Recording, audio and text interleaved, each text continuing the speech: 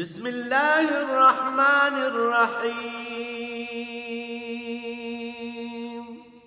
الرحمن علم القرآن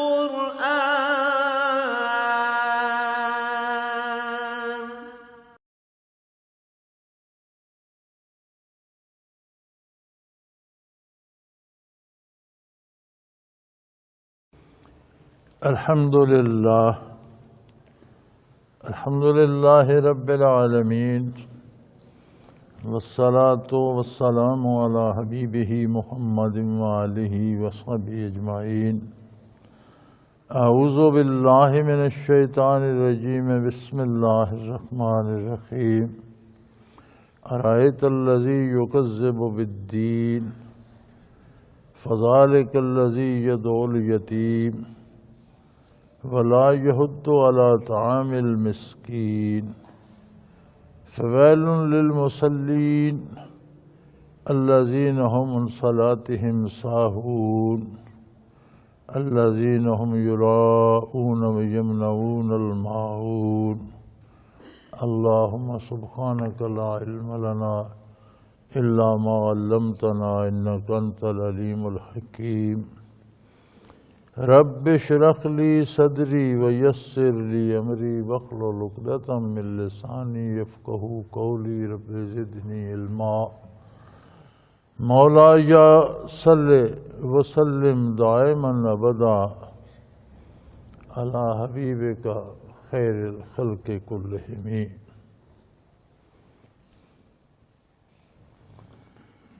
سورہ ماعون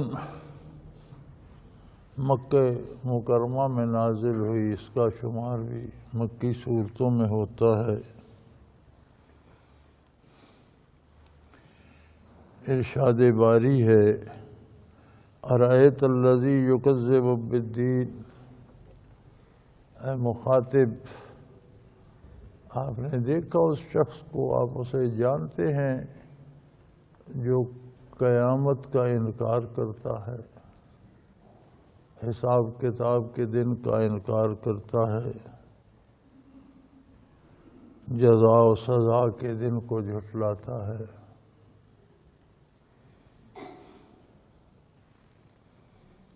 لوگ منکرین قیامت بھی دو طرح سے ہیں۔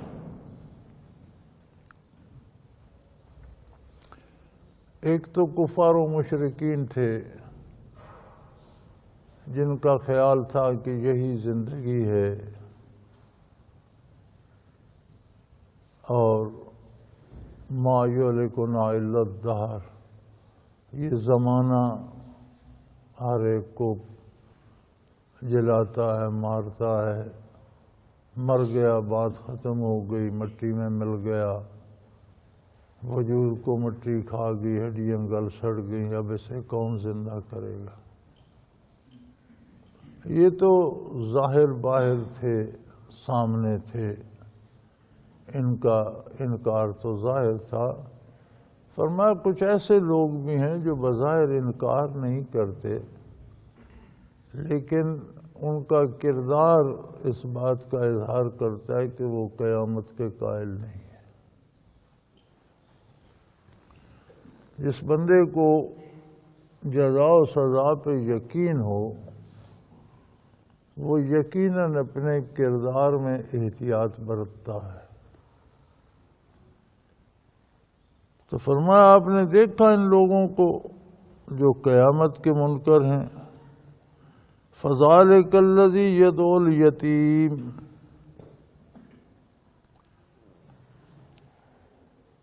یہ وہ لوگ ہیں جو بے بس و غریب کا حق مار لیتے ہیں، یتیموں کو دھکے دیتے ہیں۔ اسلام کے دو جز ہیں، عبادات اور معاملات۔ بنیاد عقائد ہے، عقائد کا اعتبار کردار پر ہے۔ کردار کے دو جز ہیں، عبادات اور معاملات۔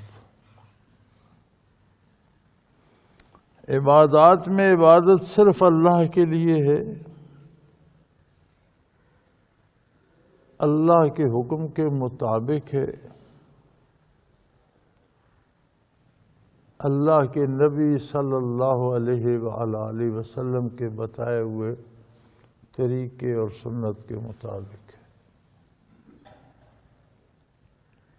اللہ کا حکم کیا ہے، اس کی دلیل بھی اللہ کے رسول صلی اللہ علیہ وسلم کا ارشاد ہے، اس کا طریقہ سلیقہ کیا ہے، یہ سارا بھی نبی کریم صلی اللہ علیہ وسلم کا ارشاد فرمایا ہوا ہے۔ عبادات کا حاصل کیا ہے؟ ہمیں ساری عمر یہ بتایا جاتا ہے کہ ثواب ہے، ثواب ہے، ثواب ہے۔ یہ کوئی نہیں بتاتا کہ ثواب کس بلا کا نام ہے۔ ثواب کوئی نقدی ہے، کوئی جنس ہے، کوئی کیا چیز ہے ثواب؟ ثواب کا معنی ہوتا ہے اس کا معاوضہ یا اجر یا بدلہ۔ قرآن کریم نے کافر کو اس کے کفر یا برائی کی جو سزا ملے گی اسے بھی ثواب کہا ہے۔ حل ثوب الکفار ما کانوا یفعلون، کافروں کو اور کیا ثواب ہوگا؟ وہی ہوگا جو ان کے کرتوت تھے، جو وہ کرتے تھے اسی کا بدلہ پائیں گے۔ تو ثواب کا معنی مطلق بدلہ یا معاوضہ یا اجر ہے۔ نیکی کا بدلہ اور اجر بھی نیک ہوگا، اچھا ہوگا، لیکن ہمیں بتایا یہ جاتا ہے کہ یہ عبادات ادھاری مزدوری ہیں، ان کا اجر، ان کا معاوضہ مرنے کے بعد ملے گا۔ یہ بڑی عجیب بات ہے۔ نبی علیہ الصلوۃ والسلام کے ارشاد کا مفہوم ہے، آپ نے فرمایا کہ کسی سے مزدوری کراتے ہو، کام کرواتے ہو تو اس کا پسینہ خشک ہونے سے پہلے اس کی اجرت ادا کر دو۔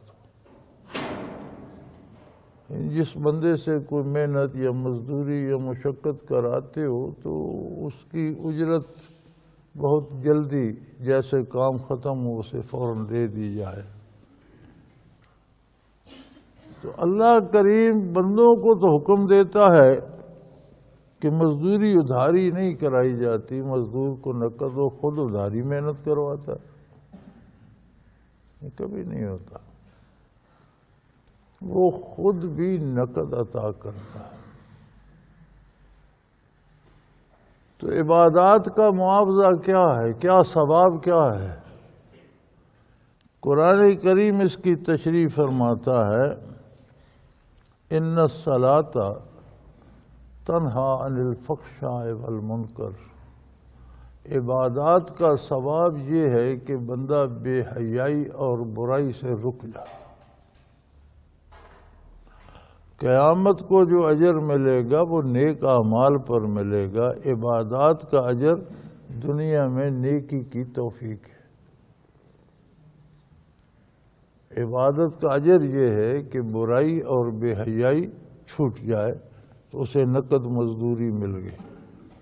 اب اسلام نے ایک توازن رکھا ہے۔ لوگ طاقتور بھی ہیں، لوگ کمزور بھی ہیں، لوگ صحت مند بھی ہیں، لوگ بیمار بھی ہیں، لوگ امیر بھی ہیں، لوگ غریب بھی ہیں، لوگ بڑا خیش قبیلہ کنبہ رکھنے والے برادری والے بھی ہیں، لوگ ایسے بھی ہیں جو یتیم ہو، بے بس ہو، بے کس ہیں، کوئی پوچھنے والا نہیں۔ اسلام نے ہر ایک کے لیے حقوق اور فرائض مقرر کر دیے ہیں۔ کوئی کسی کا حق چھین نہیں سکتا، کوئی کسی پر زیادتی نہیں کر سکتا۔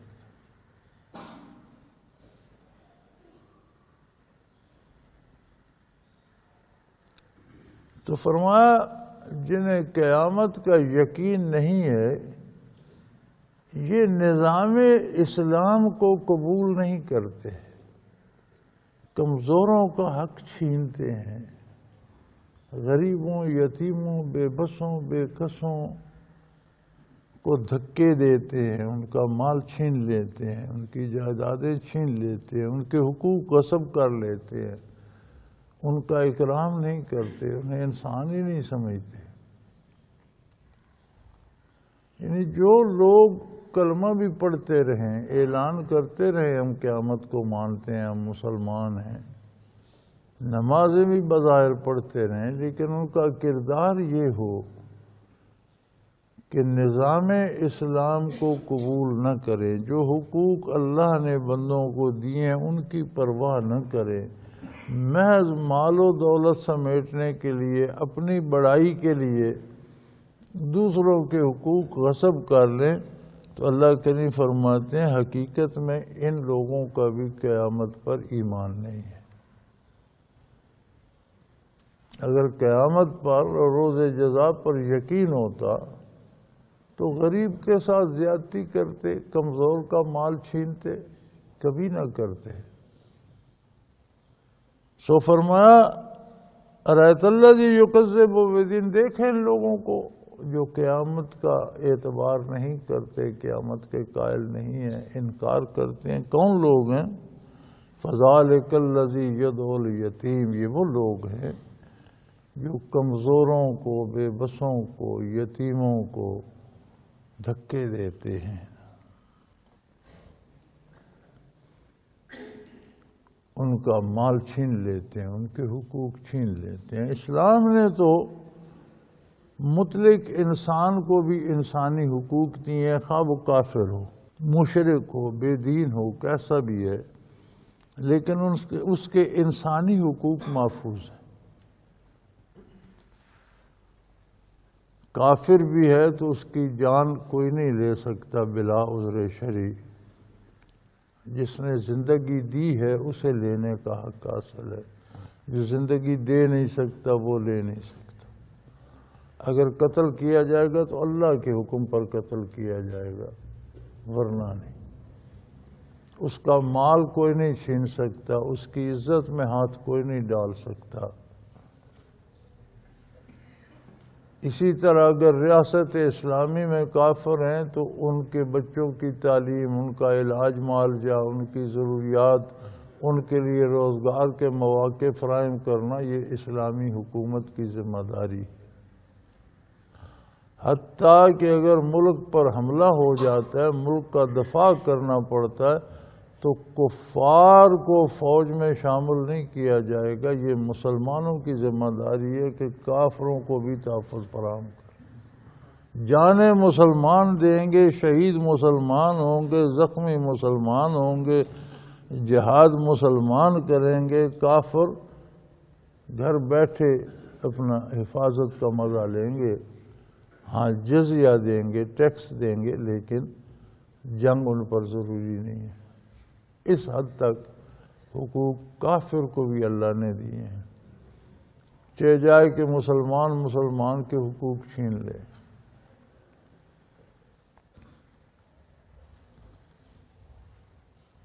اور پھر جو آج کا ہمارا عہد چل رہا ہے، عجیب بات ہے کہ مالک کو ملازم پہ اعتبار نہیں، ملازم کو مالک پہ اعتبار نہیں، مالک کا داؤ لگتا ہے اس کی تنخواہ مار لیتا ہے، اس کا داؤ لگتا ہے مالک کے پیسے مار لیتا ہے۔ عوام کو حکومت پہ اعتماد نہیں، حکومت کو عوام پہ اعتماد نہیں۔ ایک ایسا افراتفری کا دور ہے کہ ہم بڑے بڑے لوگوں پہ تو الزام لگاتے ہیں، اگر ہم اپنا تجزیہ کریں تو ہر آدمی جتنی ممکن ہو سکے پیسہ حاصل کرنے کے لیے جو اس کے بس میں اتنی بے ایمانی سے باز نہیں آتا۔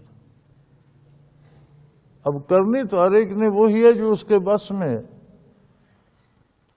تو اکثریت ہم میں اب یہ ہو گئی ہے کہ جتنی جس سے ہو سکتی ہے اتنی وہ بے ایمانی کرتا ہے۔ تو پھر ہم کلمہ پڑھتے رہیں، نمازیں پڑھتے رہیں، فرمایا یہ دکھاوے کی نمازیں ہیں، دکھاوے کے کلمہ، ان کے دل میں قیامت کا یقین نہیں ہے۔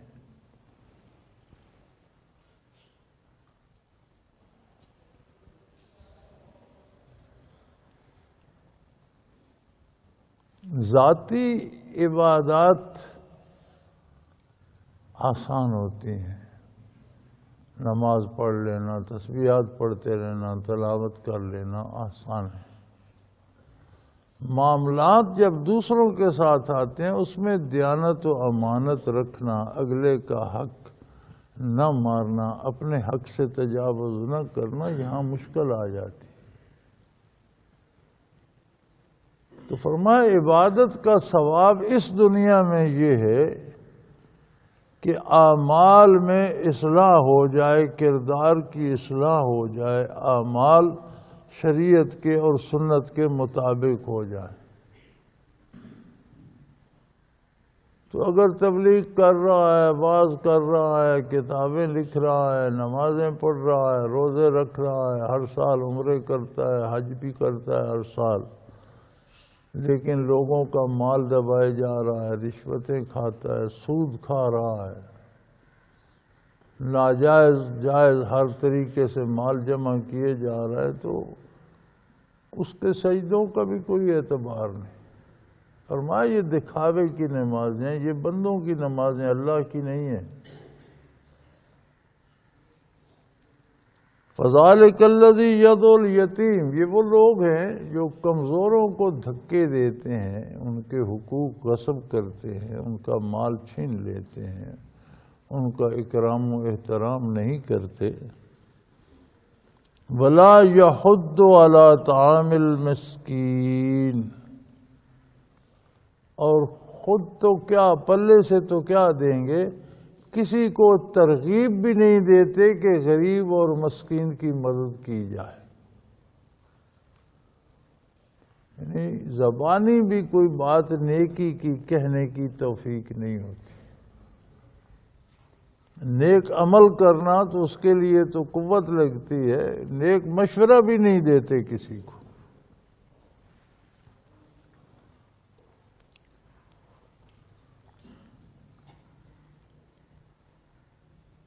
تو گویا دین حق زبانی کہنے کی بات نہیں ہے، دین اسلام عمل کا نام ہے۔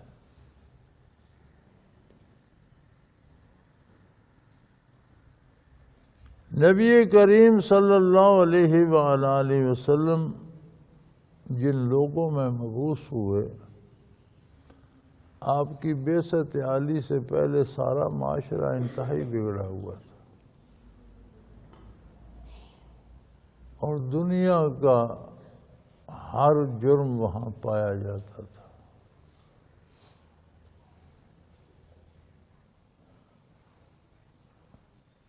بات بات پہ قتل کر دینا، پانی کی جگہ شراب پینا، جوا کھیلنا، برائی بدکاری، بندوں کو پکڑ کر غلام بنا کر بیچ دینا، ڈاکہ چوری، بلکہ ایسے قبائل تھے جن کا پیشہ ہی ڈاکہ زنی تھا، روزگار ہی زندگی کا یہی تھا۔ لیکن بڑی عجیب قوم تھی عرب، اور اسی لیے اللہ کریم نے اکثر انبیاء اس گرد و نواح میں اور اس مڈل ایسٹ کے علاقے میں پیدا فرمائے۔ یہ لوگ مزاج کے عجیب تھے، نہیں مانتے تھے تو نہیں مانتے تھے، جو مانتے تھے ماننے کا حق ادا کر دیتے۔ اس طرح کے بہت کم لوگ تھے کہ زبانی مان لیں اور دل سے نہ مانیں۔ ایسے بھی تھے، منافقین بھی تھے، لیکن بہت کم۔ اکثریت ان لوگوں کی تھی جو یا نہیں مانتے تھے، جب مانتے تھے تو پھر ماننے کا حق ادا کرتے تھے۔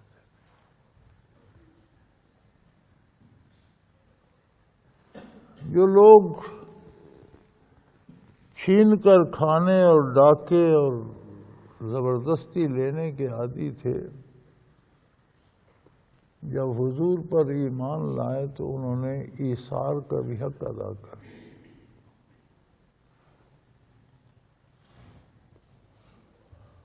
ایک جنگ میں کچھ صحابہ زخمی ہو کر گرے تو ایک صحابی روایت کرتے ہیں کہ ایک زخمی کی آواز آئی، پانی مانگا اس نے، تو فوجیوں کے پاس چھاگلیں سی ہوتی تھی، پانی لے کر میں اس کے قریب گیا تو دوسرے زخمی نے مانگا تو اس نے کہا پہلے ادھر لے جا۔ میں دوسرے کے پاس پہنچا تو کسی تیسرے زخمی کی آواز آئی تو اس نے بھی نہیں پیا، اس نے کہا ادھر لے جاؤ۔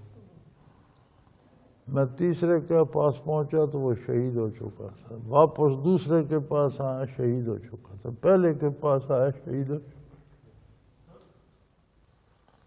یعنی کہاں سے چلے، کہاں پہنچ گئے کہ نزع کے وقت بھی ایک گھونٹ پانی بھی ایثار کرتے جانے اللہ کی راہ، ماننے کا حق ادا کر دیا۔ اس اسلام کو کوئی تصور نہیں ہے جو ہم نے اپنایا ہوا ہے۔ ہم مسلمان ہیں، ہماری ریاست اسلامی ہے، ہم نے اسلام کے نام پر لی ہے، لیکن کام کوئی بھی اسلامی نہیں، نہ آئین و دستور اسلامی ہے، نہ عدالتی نظام اسلامی ہے، نہ سیاسی نظام اسلامی ہے، نہ تعلیمی نظام اسلامی ہے۔ اسلام کا کہیں نشان نہیں۔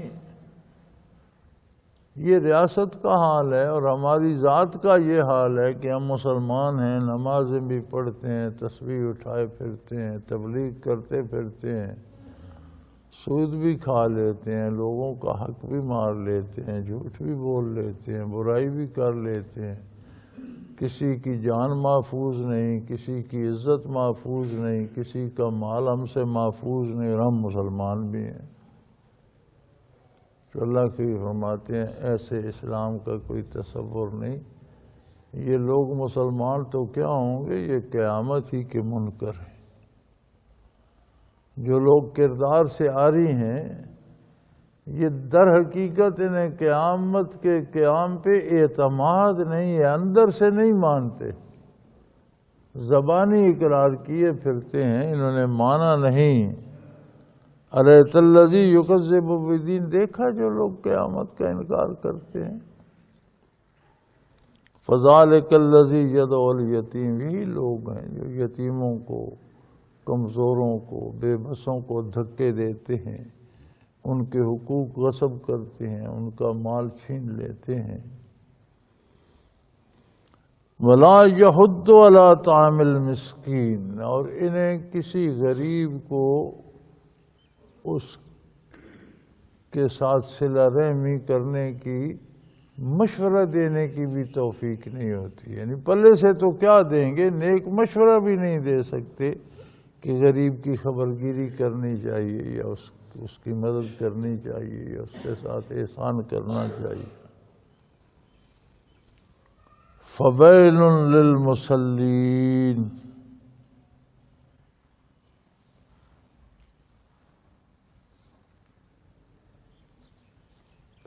تباہ ہو گئے ایسے لوگ جن کا کردار یہ ہے اور نمازیں بھی پڑھتے ہیں، اپنی نیکی کا بھی بڑا گھمنڈ ہے، پارسائی کا ڈھنڈورا بھی پیٹتے ہیں، نمازیں بھی پڑھتے ہیں، تسبیحات لیے پھرتے ہیں، شکل مسلمانوں جیسی بنائی ہوئی ہے، لیکن کردار یہ ہے۔ تو اسلام کردار کا نام ہے۔ عقیدہ ایک دعویٰ ہے، دعویٰ اپنے گواہوں اور شہادتوں سے ثابت ہوتا ہے، میں اس دعویٰ کوئی حیثیت نہیں رکھتا۔ یہ کہنا کہ میرا یہ عقیدہ، یہ ایک دعویٰ ہے کردار اس کا گواہ ہے، اعمال اس کی شہادت دیتے ہیں۔ تو گواہ ہی جھوٹے ہوں تو دعوے کا کیا اعتبار؟ تو فرمایا خرابی ہے، تباہی ہے، بربادی ہے ایسے نمازیوں کے لیے الذین هم عن صلاتهم ساہون،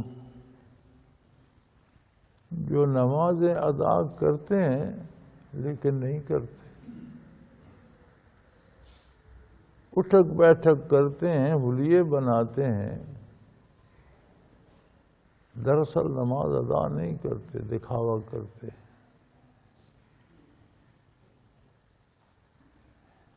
یہ تو ان لوگوں کا حال ہے جو عملی زندگی میں اللہ کے بنائے ہوئے دستور پر عمل نہیں کرتے اور عبادتیں نماز روزہ بڑا کرتے ہیں، یہ تو ان کا حال ہے۔ اب اکثریت ہماری ان لوگوں کی ہم میں ہے جو یہ بھی نہیں کرتے، نہ دستور الہی کو مانتے ہیں، نہ نماز روزہ ہی کرتے۔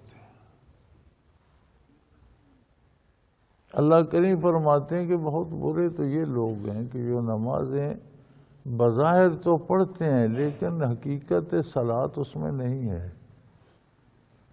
نماز کا حق ادا نہیں کرتے، لوگوں کو دکھانے کے لیے رکوع سجود کرتے رہتے ہیں۔ الذین هم یراؤون، یہ لوگوں کو دکھاتے ہیں، اللہ کی نماز نہیں پڑھتے۔ یہ نماز لوگوں کی پڑھتے ہیں، لوگ سمجھیں بڑا نیک ہے، بڑا پارسا ہے۔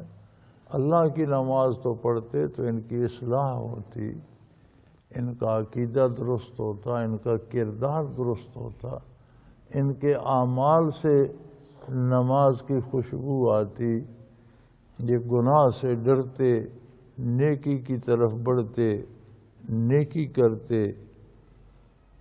انہیں وہ تو خیال کوئی نہیں، ان کا کردار تو ہے نہیں، تو یہ ان کی نمازیں تو ہم یراؤن، یہ تو لوگوں کو دکھانے کے لیے ہیں، اللہ کی نمازیں نہیں ہیں، دکھاوے کی نمازیں پڑھتے ہیں۔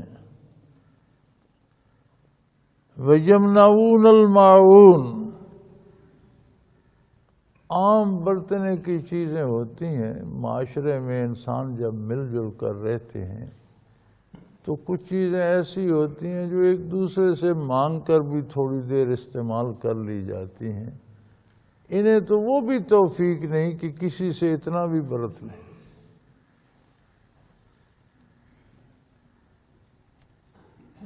انسان مل جل کر رہنے والا اللہ کی ایسی مخلوق ہے، ایک دوسرے کا محتاج ہے زندگی گزارنے کے لیے۔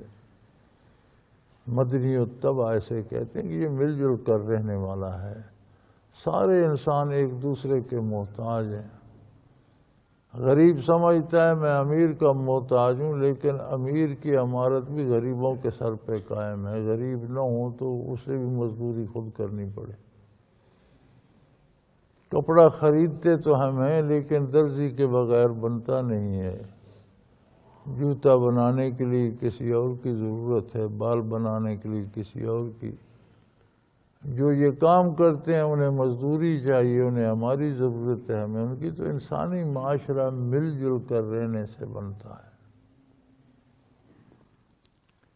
لیکن جب اس میں بگاڑ پیدا ہوتے تو بہت سی چیزیں ایسی ہوتی ہیں جو عاریتاً مانگنے پہ گزارا ہو جاتا ہے، تھوڑی دیر کے لیے چاہیے، اس نے اس سے لے لی پھر واپس کر دی استعمال کر کے، اس نے اس سے لے لی استعمال کر کے واپس کر دی۔ فرمایا یہ لوگ معاشرہ اتنا بگڑتا ہے کہ یہ اس قابل بھی نہیں رہتے۔ ہم آج کے جس معاشرے کو ہم ترقی یافتہ کہتے ہیں، اس نئی روشنی کے اندھیر دیکھو کہ برتنے کی چیزیں ایک دوسرے کو لینے دینے کا کیا، اب تو کسی اس گھر والے میں گھر میں شادی ہو رہی ہے، ساتھ کے گھر میں کوئی مر گئے، نہ اسے پتہ ہے ان کی شادی ہے، نہ اسے پتہ ہے وہ مر گئے۔ یعنی جدید تہذیب جسے ہم کہتے ہیں، اس تہذیب نے انسانوں کو ایک دوسرے سے اتنا دور کر دیا ہے کہ برتنے کی چیزیں تو کوئی کسی کو کیا دے گا، ایک دوسرے کے حال کی خبر نہیں ہے، کوئی نہیں جانتا ساتھ کے گھر میں کون رہتا ہے، اس کے حالات کیسے ہیں، وہ مجبور و بے بس ہے، فقیر ہے، غریب ہے یا امیر ہے، رئیس ہے۔ ایک گھر میں کتے بھی مکھن اور بسکٹ کھا رہے ہیں، دوسرے گھر میں انسان بھی فاقے میں بیٹھے ہیں، نہ اسے خبر ہے کہ میں کتوں کو مکھن کھلا رہا ہوں، ساتھ انسان بھوکے بیٹھے ہیں، نہ انہیں خبر ہے یہ کیا کر رہا ہے۔ یعنی جسے ہم تہذیب جدید کہتے ہیں، اس نے تو ہمیں اس دور سے بھی آگے کہیں گہرائی میں پھینک دیا جسے ہم دور جہالت کہتے تھے۔ اس میں بھی لوگوں میں اتنا احساس و شعور تو ہوگا، ایک دوسرے کا کوئی دکھ سکھ تو بانٹتے ہوں گے، لیکن اب تو حالت ہی عجیب ہو گئی ہے۔ تو اس سورہ ماعون میں ساری بحث اس بات پہ کی گئی ہے کہ قیامت پہ ایمان، آخرت پہ ایمان، اسلام، اللہ سے تعلق، رسول اللہ صلی اللہ علیہ وسلم سے تعلق، یہ یوم ولادت منانے، جشن منانے، ڈھول باجے بجانے میں نہیں ہے۔ اس تعلق کی شہادت کردار سے ملتی ہے۔ جتنا کسی کا کردار حضور اکرم صلی اللہ علیہ وآلہ وسلم کے سنت کے تابع ہے، اتنا اس کا تعلق رسول اللہ صلی اللہ علیہ وسلم سے ہے، جتنا اس کا تعلق رسول اللہ صلی اللہ علیہ وآلہ وسلم سے ہے، اتنا اس کا تعلق اللہ سے ہے۔ ورنہ دکھاوے کو کچھ کرتے رہنا وہ اللہ کی بارگاہ میں قبول نہیں ہے۔ لوگوں میں شابہ شابہ ہو جائے، لوگ اسے بھلا بھلا کہتے رہیں، لوگوں میں نعرے لگتے رہیں، تو اس سے کیا حاصل؟ تو جو لوگ سیدھا سیدھا انکار کر دیتے ہیں وہ تو سامنے ہیں۔ فرمایا ایسے بہت سے ہیں جو کہتے ہیں ہم مانتے ہیں لیکن مانتے نہیں، نمازیں پڑھتے ہیں تو اس کا وہ کوئی نتیجہ نہیں ہوتا۔ نماز کا ثواب یہ تھا کہ اس سے اس کے کردار کی اصلاح ہوتی۔ کردار میں تو کوئی فرق نہیں پڑتا، اس کا مطلب ہے کہ نماز اللہ کے لیے نہیں تھی، دکھاوے کی نماز تھی۔ اللہ کی رضا کے لیے ہوتی تو اللہ کریم توفیق دیتے کردار میں اصلاح کی اور اتباع محمد الرسول اللہ صلی اللہ علیہ وسلم نصیب ہوتا۔ دنیا میں اللہ کریم نے بڑا حسن بھی رکھا ہے، بڑی لذتیں بھی رکھی ہیں۔ ایک عام محاورہ ہے، علماء فرماتے رہتے ہیں دنیا مردار ہے، دنیا ایسی ہے، دنیا ویسی ہے۔ ایسی بات نہیں ہے، دنیا بڑی مزیدار ہے، بڑی لذتیں ہیں اس میں، بڑا حسن ہے، بڑی دل کو کھینچنے والی ہے،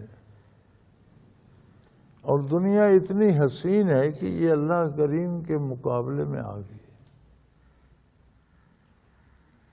اور لوگ اللہ جل شانہ کے جمال کو چھوڑ کر دنیا پہ فریفتہ ہو رہے ہیں۔ پھر کم لذیذ تو نہیں ہے نا، کم حسین تو نہیں ہے۔ جس نے انسانوں سے اللہ کی بارگاہ چھڑا دی،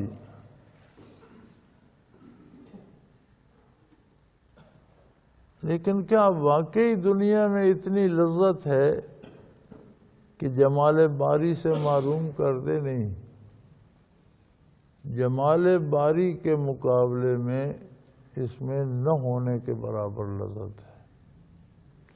مصیبت یہ ہے کہ جو جمال باری سے آشنا ہی نہ ہو پھر وہ اس میں پھنس جاتا. اس سے بچنے کے لیے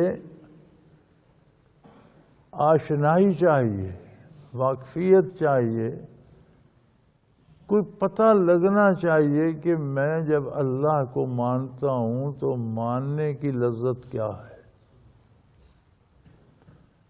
میں جب کلمہ پڑھتا ہوں تو اس کلمے میں لذت شیرینی کیا ہے. میں جب نبی کریم صلی اللہ علیہ وسلم کا نام نامی لیتا ہوں تو اس نام کے لینے میں بھی کوئی لذت، کوئی مزہ، کوئی سواد ہے کہ نہیں. زبانی باتیں کرنے کا فائدہ نہیں ہوتا جب تک وہ لذت نہ ہے.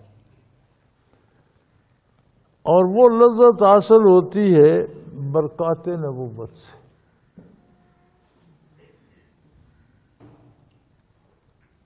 انسانوں میں اللہ کریم نے قوت رکھی ہے، طاقت رکھی ہے، استعداد رکھی ہے اسے حاصل کرنے کی. جیسے ہر شخص کے سینے میں دل ہے، گویا ہر شخص کے سینے میں چراغ ہے، اس میں تیل بھی ہے، اس میں بتی بھی ہے، لیکن کوئی اسے دیا سلائی دکھائے تو وہ روشن ہو. اللہ کریم نے تو اسے چراغ بھی بنا دیا، اس میں بتی بھی ڈال دی، اس میں تیل بھی ڈال دیا، سارا مکمل ہے. لیکن اسے دیا سلائی کون دکھائے گا؟ اس کام کے لیے اللہ نے انبیاء کو مبعوث فرمایا. چونکہ انسان کے بس میں نہیں ہے کہ وہ انسانی عقل یا انسانی شعور یا انسانی استعداد سے جمال الہی کو پالے. وہ خالق ہے. انسان، انسانی استعداد، انسانی فکر، انسانی شعور سب مخلوق ہے. خالق مخلوق سے بالا تر ہے، مخلوق کے اندر نہیں سما سکتا. انسانی شعور کی حد میں جو چیز آئے گی وہ مخلوق ہوگی، انسانی فکر میں جو چیز سما جائے گی وہ مخلوق ہوگی. تو اللہ نے انسانوں میں کچھ انسان ازل سے چن کر پیدا فرمائے جن کے قلوب ازل سے جمال باری سے آشنا پیدا فرمائے. انہیں دنیا میں آ کر کسی استاد سے سیکھنے کی ضرورت پیش نہ آئی، کسی عالم سے پڑھنے کی ضرورت پیش نہ آئی، کسی صاحب حال سے توجہ لینے کی ضرورت پیش نہ آئی، بلکہ انہیں ازل سے وہ نور نبوت نصیب تھا. نبی تخلیقی طور پر نبی ہوتے ہیں، نبی صلب پدر میں نبی ہیں، شکم مادر میں نبی ہیں، دنیا پہ آتے ہیں نبی ہیں، برزخ میں جاتے ہیں نبی ہیں، یوم حشر نبی ہوں گے، جنت میں نبی ہوں گے. ان کی نبوت معزول نہیں ہوتی. اللہ کریم انبیاء کو پیدا ہی وہ لذت، وہ آشنائی، وہ درد دے کر کرتا ہے. اور نبی میں یہ قوت ہوتی ہے کہ جو بھی اس کا دامن تھامے اس کا دل روشن کر دے، اسے جمال باری کی لذت آئے،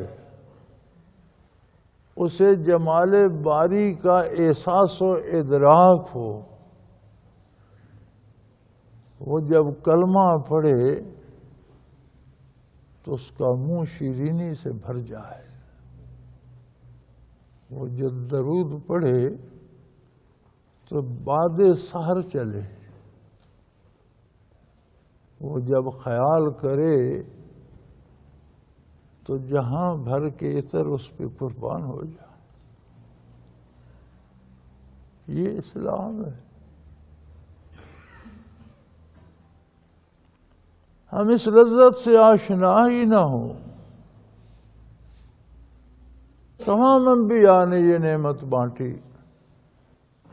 اور ہر آنے والے کو بانٹی۔ ہر نبی میں یہ کمال تھا کہ جو اس کی بارگاہ میں حاضر ہو کے ایمان لایا وہ صحابی کہلایا۔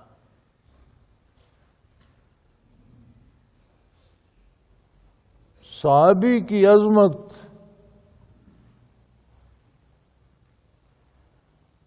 اتنی ہوتی ہے کہ اگر دنیا کے سارے انسان بھی ولی ہو جائیں اس کی گرد پاک کو نہیں پہنچتی۔ سب کی ولایت کا ہم ایک مینار بنانا شروع کر دیں، اکٹھی کرتے رہیں تو ولایت ولایت ہی رہے گی، جتنی بلند بھی ہو جائے صحابیت نہیں بنتی، ان سب سے بلند ہوگا۔ وہ صرف رتبے میں بلند نہیں ہوتا، وہ عقیدے میں، ایمان میں، یقین میں، مزاج میں، عادات و خصائل میں، ہر چیز میں بہت بلند ہو جاتا۔ اور یہ کوئی لمبی محنت طلب بات نہیں تھی، ایک نگاہ کی بات تھی۔ نبی کریم صلی اللہ علیہ وآلہ وسلم مبعوث ہوئے، سارے زمانوں ساری انسانیت کے لیے۔ انبیاء پہلے بھی آئے، سارے نبی اللہ کے نبی تھے، سب میں دلوں کو روشن کرنے کی قوت تھی، سب کی بارگاہ میں پہنچنے والے صحابی بنے، سب کا اتباع کرنے والے اور ان کے صحابہ سے فیض یاب ہونے والے ولی اللہ کہلائے۔ لیکن مخصوص زمانوں کے لیے، مخصوص اقوام کے لیے۔ نبی کریم صلی اللہ علیہ وسلم جب مبعوث ہوئے تو بیک وقت ساری انسانیت اور قیامت تک سارے زمانوں کے لیے۔ اور یہ شرف صحابیت کی شرط کیا تھی؟ حضور کی نگاہ اقدس ایمان لانے کے بعد اس بندے پر پڑ گئی یا اس کی نظر نے حضور اکرم صلی اللہ علیہ وسلم کو دیکھ لیا؟ ایک نگاہ کی بات تھی جو زندگی میں ایک بار نصیب ہو گئی، وہ دل میں وہ روشنی پیدا کر گئی کہ اللہ کے نام لینے کی بھی لذت پتہ چل گئی، ایمان کا سرور بھی آنے لگا، رکوع و سجود میں وہ خشوع و خضوع، وہ لذتیں نصیب ہونے لگیں، کردار کی مٹھاس اور کڑواہٹ محسوس ہونے لگی۔ بتقاضائے بشریت گناہ ہو جائے تو ایسا لگے جیسے منہ میں انگارہ رکھ لیا، نیکی ہو تو ایسا پتہ چلے جیسے شربت کا گھونٹ پیا۔ نیکی میں لذت، لطف، سکون محسوس ہو، گناہ بے قرار کر دے۔ لہذا گناہ سے بندہ ایسے بچے جیسے آگ سے بھاگتا ہے، نیکی کی طرف ایسا لپکے جیسے بڑی دولت ہے، بڑی نعمت ہے، اسے لینے کے لیے، دولت کے لیے جس طرح جان بھی لڑا دیتے اس طرح نیکی کے لیے جان بھی لڑا دے۔ تو یہ ساری نعمتیں آج بھی بٹ رہی ہیں کیونکہ حضور کی نبوت ویسے ہی قائم ہے، اور قیامت کے قیام تک آپ کا یہ اتباع لازم ہوگا۔ جو کتاب حضور اکرم صلی اللہ علیہ وسلم پر اللہ نے نازل فرمائی اس کی حفاظت کا ذمہ بھی لے لیا۔ انا نحن نزلنا الذکر وَإِنَّا لَهُ لَحَافِظُونَ، یقیناً ہم نے یہ کتاب نازل کی، ہم اس کی حفاظت کے ذمہ دار ہیں۔ یہ قرآن کی جو حفاظت رہے گی تو اس سے کیا مراد ہے کہ یہ قرآن اوراق پہ لکھا ہوا محفوظ رہے گا؟ یہ تو لوح محفوظ میں بھی محفوظ ہے، صحیفے قرآنی اوراق پہ لکھا ہوا کتاب میں محفوظ رہا تو کیا محفوظ رہا؟ اس کی حفاظت کا مفہوم تو یہ ہے کہ قرآن محفوظ رہے گا، اس میں کوئی رد و بدل نہیں ہوگا، قرآن کو جاننے والے محفوظ ہوں گے، لوگ ہوں گے، قرآن کی تفسیر جاننے والے اللہ کے بندے ہوں گے، قرآن پر عمل کرنے والے اللہ کے بندے ہوں گے، قرآن کو سینوں میں محفوظ رکھنے والے اللہ کے بندے ہوں گے۔ ہر طرح کے ایسے لوگ اللہ کریم قائم رکھے گا جن کا قرآن کے ساتھ عقیدے، علم اور عمل کا رشتہ ہوگا۔ ایسے بھی ہوں گے جو قرآن کے مطابق عمل کریں گے، ایسے بھی ہوں گے جو قرآن کی شرح کریں گے، ایسے بھی ہوں گے جو قرآن کا ترجمہ جانتے ہوں گے، ایسے بھی ہوں گے جو قرآن کے الفاظ کے امین ہوں گے۔ تب قرآن محفوظ رہے گا نا۔ مخلوق میں عملی طور پر اور عقیدے کے ساتھ محفوظ رہے تب محفوظ ہے نا۔ خالی کتاب میں محفوظ رہنا تو حفاظت الہیہ نہیں ہے نا۔ حفاظت الہیہ تو اس کو ہمہ رخ حاصل ہے۔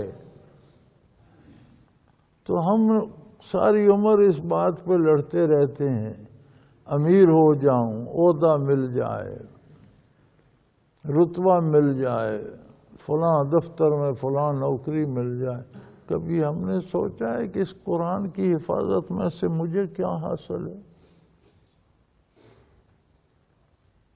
کبھی ہم نے یہ تکلف کیا ہے کہ اللہ نے تو ایسے بندے رکھنے ہیں، اللہ کی مخلوق اس کی حفاظت کرے گی تو محفوظ ہوگا۔ ایسے لوگ ہوں گے جو قرآن کو جانتے ہوں، مانتے ہوں، ایسے بھی ہوں گے جو اس کی تفسیر کرتے ہوں، ایسے بھی ہوں گے جو اس کے ترجمہ جانتے ہوں، ایسے بھی ہوں گے جو اس کے الفاظ یاد رکھتے ہوں، ایسے بھی ہوں گے جو اس پر باقاعدہ عمل کرتے ہوں۔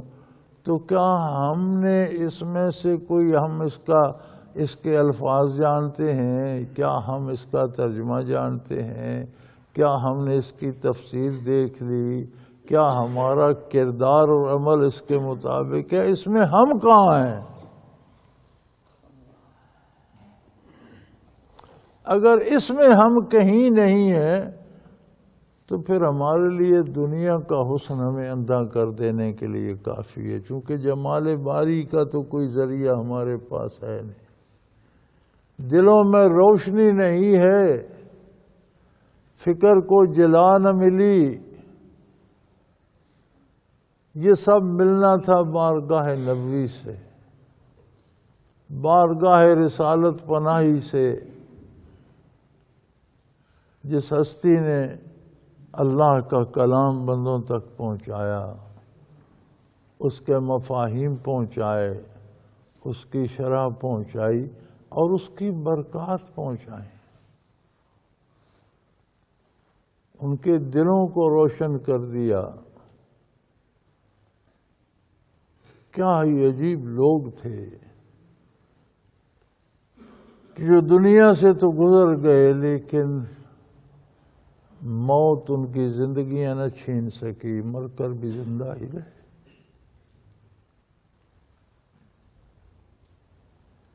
جن کی قبور بھی ذکر الہی سے روشن ہے۔ ہم نے کبھی زندگی میں کوشش کی کہ اس میں سے ہمارا کیا حصہ ہے؟ کبھی ہم نے اپنا حساب کیا؟ نہیں تو آج فرصت ہے میرے بھائی، آج سوچو کہ کیا ہم دنیا کی چھینا جھپٹی میں لگے رہیں گے؟ اس کا مال چھین لو، اس سے دولت لے لو، وہ عہدہ لے لو، اتنی رشوت لے لو، وہاں سے سود کھا لو، کیا کرو گے؟ کہاں تک لے جائیں گے ہم؟ ایک چھوٹی سی بیماری آ جائے، ساری لذتیں دھری کی دھری رہ جاتی ہیں۔ موت کی تلخی سب لذتیں مٹا دیتی ہے۔ ساری عمر کی جمع پونجی دوسروں کا مال بن جاتی ہے، ورثاء کا حق بن جاتی ہے۔ عالی شان محلات، قیمتی گاڑیاں، نرم بسترے چھوڑ کر خاک کی خوراک بننا پڑتا ہے۔ تو کیا وہ زندگی بہتر نہیں ہے کہ آنکھ بند ہو تو آنکھ جنت میں کھلے؟ وہ نعمتیں جو دنیا میں نایاب ہیں وہ قبر میں میسر ہوں، وہ نعمتیں جن کا دنیا میں اندازہ نہیں کیا جا سکتا وہ بعد از وفات نصیب ہوں۔ تو اصل بات تو مزہ تو وہاں ہے، اور یہ سورہ ماعون ساری اسی بات کو زیر بحث لاتی ہے کہ لوگ کہتے رہتے ہیں مانتے نہیں ہیں، قیامت کے قائل ہی نہیں ہیں۔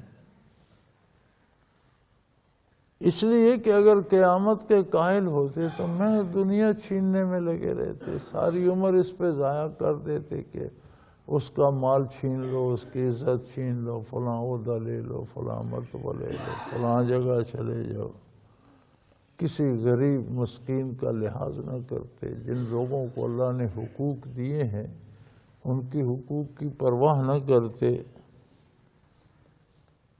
نمازیں بھی پڑھتے رہتے لیکن لوگوں کو دکھانے کے لیے ان کے سجدے ان کے کردار کی اصلاح نہ کرتے، ان کی پیشانیاں خاک آشنا تو ہوتی، عظمت الہی سے آشنا نہ ہوتی، دکھاوے کے سجدے کیا فائدہ۔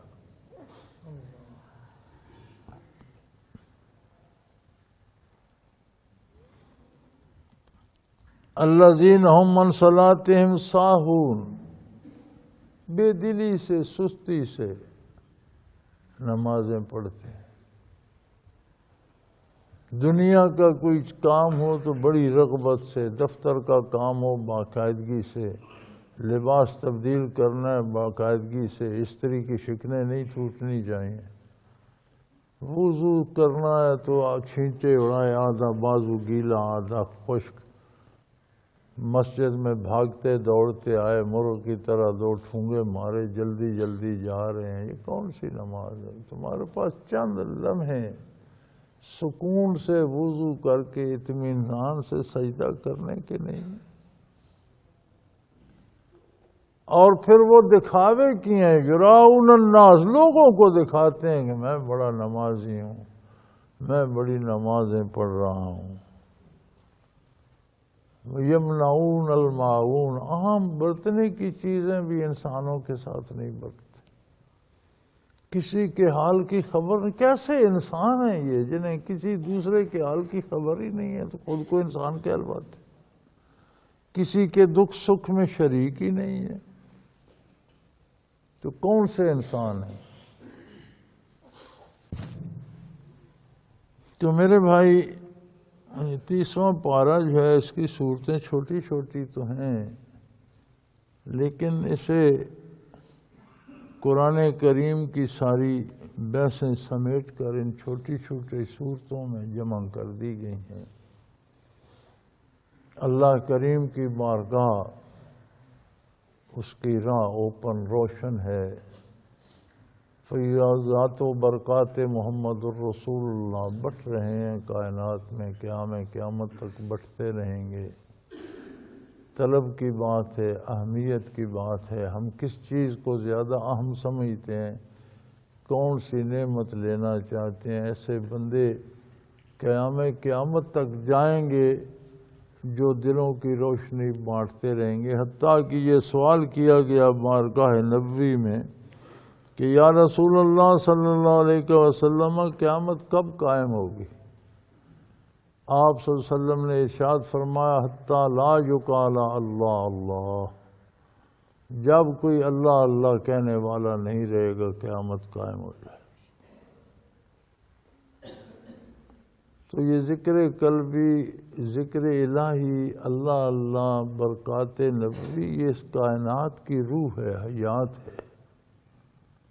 جیسے ہر جسم میں ایک زندگی ہے، اس کائنات کو اگر ایک جسم سمجھیں تو اس میں ذکر الہی اور اللہ اللہ اس کی حیات ہے۔ جس دن یہ نہیں ہوگی اس دن قیامت قائم ہو جائے گی۔ اس کا مطلب ہے کہ دنیا میں اہل اللہ ہیں، برکات محمد الرسول اللہ تقسیم ہو رہی ہیں، اللہ کے بندے موجود ہیں، ہم کہیں کھو گئے ہیں، ہماری ترجیحات بدل گئی ہیں، ہم محض دنیا کے پیچھے عمریں ضائع کر رہے ہیں اور اس چیز کو تلاش نہیں کر رہے۔ اس کی لذت تو ہم کیا پاتے جب ہم اسے خود پا ہی نہیں رہے۔ اللہ کریم ہمیں ہدایت نصیب فرمائے، توفیق نصیب فرمائے، توبہ نصیب فرمائے، ہماری توبہ قبول فرمائے، ہمارے گناہ معاف فرمائے، اور ہمیں برکات نبوی علیہ صاحب الصلاۃ والسلام نصیب فرمائے۔ وآخر دعوانا ان الحمد للہ رب العالمین۔ اللہ اللہ اللہ اللہ اللہ اللہ اللہ اللہ۔ حضرت امیر محمد اکرم آوان مد ذلہ العالی دارالعرفان منارہ ضلع چکوال میں سالہ سال سے قرآن و حدیث کے اوپر خطابات کر رہے ہیں اور سلسلہ نقشبندیہ اویسیہ کے مطابق لوگوں کو ذکر الہی کی تربیت دے رہے ہیں۔ وہ قرآن پاک کی تفسیر ترتیب وار بیان کر رہے ہیں۔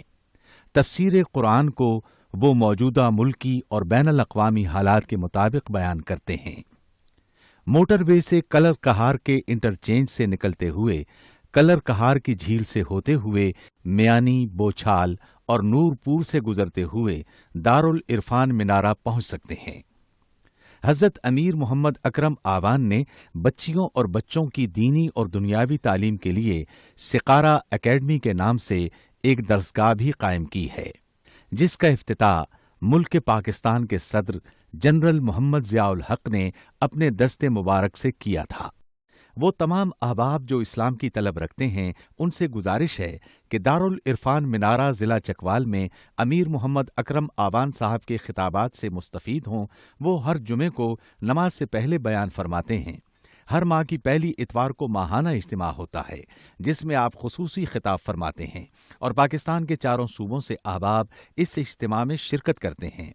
اس کے علاوہ یہاں سال میں 2 مرکزی اجتماعات بھی ہوتے ہیں، ایک رمضان المبارک میں اعتکاف کا اجتماع اور دوسرا جولائی اور اگست میں 40 دن کا اجتماع ہوتا ہے جس میں روحانی تربیت کی جاتی ہے۔ اپنا خون سیماب دے کر اتنا ہم کر جائیں گے، نام آقا کا چمن میں پھر رقم کر جائیں گے۔